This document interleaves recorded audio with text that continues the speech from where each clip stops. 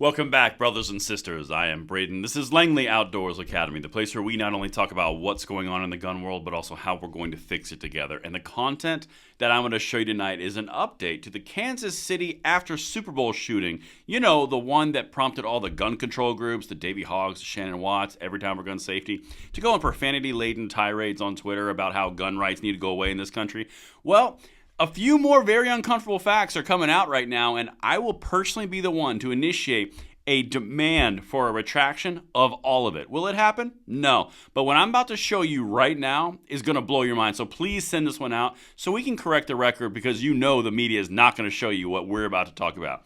Everything is going to be linked in the description box below. I've got 3 sources that we did not have a choice to get all the way in, but I got the gist from a bunch of them. Everything is linked. And of course, make sure you hit that like button, subscribe to the channel, and turn the notification bell on. And this content is made possible by Vanish Holsters. Check out a word from them, and then we are going to hit this oh so hard. This is not your everyday range holster. This is the holster that eliminates all your excuses for not carrying your favorite freedom tool. So comfortable, in fact, they offer a guarantee you'll love it or they'll get your money back. It fits 99% of existing models, and you can carry 2 fully loaded mags in this bad boy. Just a few of the features the Vanish holster boasts: it has a no-stink material. It wicks away moisture and prevents odor, so you don't have an issue in that regard. As well, it comes in 2 sizes, 48-inch and 68-inch belts.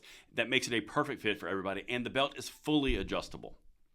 And this holster comes with the most comfortable holster you'll ever wear guarantee. If it's not the most comfortable, they've got you. Also, if you use my code right in the description box, you get 30% off of yourself, plus an additional half off of the next one for your friend or family. Vanish wants to hook you and your family members up. Not only if you click on the link in the description box below do you get 30% off for one for yourself, but you also get an additional one for 50% off the already discounted price. It's right down there in the description box, and act now so you can not only prepare yourself, but also your family and friends with this.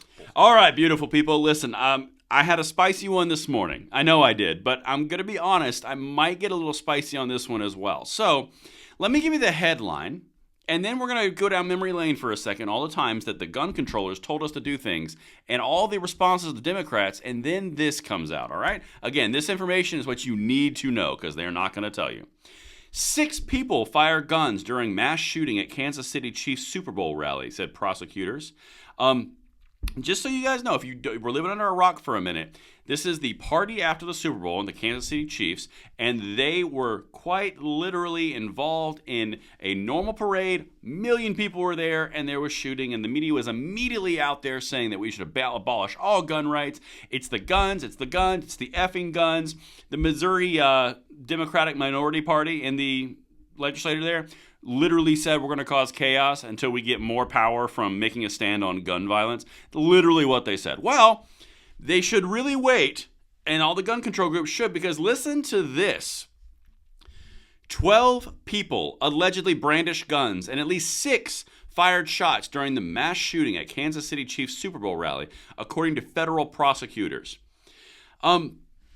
Guys, listen. 12 people were brandishing firearms in an altercation amongst 2 individual groups. Group A, Group B. Between the 2 of them, there were 12 guns, and 6 people were firing into crowds indiscriminately, and they don't want to cover this as what it was: gang and criminal violence. It wasn't guns' fault. The 12 guns didn't magically draw themselves, and the 6 people didn't magically have the guns go off. They made conscious decisions to do it, and then gun control politicians, while the shell casings were still hot on the ground, were immediately out there calling for Second Amendment revocation because common sense gun reform, and we should never have to do this again. We have blood on our hands, etc., etc., etc. They were flat wrong. You will not hear a single retraction from them. In fact, this got memory hole. This doesn't exist anymore because it didn't fit the narrative. That's why we cover the things that we do, particularly when these horrible tragedies happen, because more often than not, they are jumping to a conclusion and they are going down a road that they can't back up and they never have to come back from because they get their initial emotional punch. Anyway, let me show you some other things here, because it's so weird that these things would be included as well. Again, this is what a mass shooting was that they said it was, right? Prosecutors said Wednesday that 3 men have been charged with federal firearms trafficking offenses stemming from weapons recovered from the scene. So now we're in a firearms trafficking ring. Guys, I'm just saying, please spread this out because they're not going to tell you. We got a 22-year-old, 21-year-old, and a 19-year-old with a variety of illegal trafficking and straw purchase offenses. Really? Trafficking and straw purchases. That's breaking all kinds of federal laws. Waiting to hear from you, gun control groups. Let's continue. Manning was one of the individuals, was allegedly involved in illegally trafficking dozens of firearms, including a loaded AM-15 pistol recovered from the scene of the shooting that was found with a backpack next to two AR-style firearms. Notice how the ARs were not used, but they're mentioned, all right? But now, let me just go down a few of the things that they're saying here. Again, I'm really hot about this because when you misdiagnose these instances and you're trying to get an achieved, determined outcome before you even know facts, you will never solve the problem because you're too busy chasing your determined outcome. We do have a problem. It's called criminal behavior.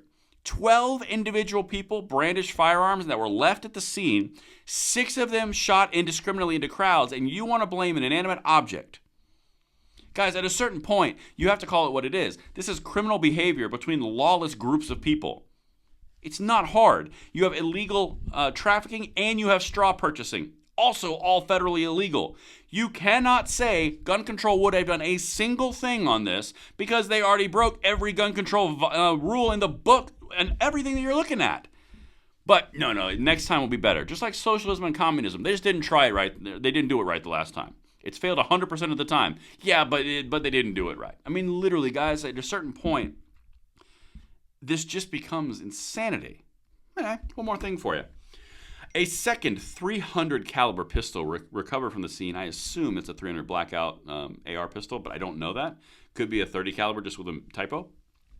From the scene was allegedly purchased by Williams at a gun show last year and then given to Groves, who was too young to legally buy the gun, prosecutors said. So there you go. Underage, straw purchasing. Stopping straw buyers and preventing illegal firearms trafficking is our first line of defense against gun violence, Teresa Moore, U.S. Attorney for the Western District of Missouri, said in a statement. At least 2 of the firearms recovered from the scene of the mass shooting were illegally purchased or trafficked. Still waiting for the part where gun control would have worked. Quote, these arrests serve as a notice to those who think they can illegally traffic guns into our communities or straw purchase of firearms, said Bernard Hansen, ATF Kansas City Field Division Special Agent in charge. Well, Special Agent in charge, it actually doesn't serve as a notice. What would have served as a notice is that they were arrested before this happened and were actually in jail. Because I bet you, bottom dollar, that there were probably offenses that came before this of where they were left out on their own recognizance. No, I can't quote that. That is a total hypothesis on my part, but the odds are pretty good that if you're jumping into a crowd of people and there's 12 firearms amongst those individuals, at least 12 of them, start shooting indiscriminately, you can't own the guns legally, and there's individuals who are involved in illegal trafficking and straw purchases, the odds that that's the first offense that they did, pretty slim. But again, I will lead the charge in demanding a retraction from Moms Demand Action, Giffords.org, Davey Hogg, March for Our Lives, Shannon Watts, Gabby Giffords herself.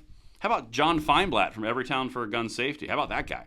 All of these people were actively going on Twitter and lambasting the idea that our country is so horrible because we have a Second Amendment right. Meanwhile, some gangbangers who were breaking multiple federal gun control laws started popping off at each other. Innocents were hurt, and you're going to blame the guns. Just saying. That's the update I've got for you guys. Let me know what you think in the comments below, and I'll see you on the next one. I'm Braden. See you later.